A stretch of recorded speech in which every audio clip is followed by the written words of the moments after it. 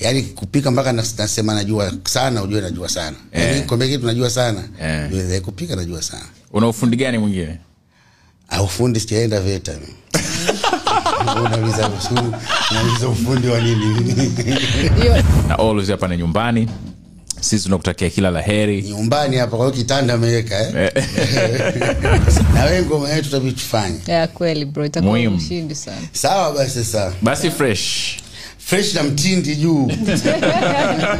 Nyama sana. Timu gani Miradi? Yanga Simba? Nani? Wewe nani vipi naongea na wewe afu unauliza nani? Nyuma yako. Wewe Simba Yanga? Mimi Simba mwe Yanga wengi.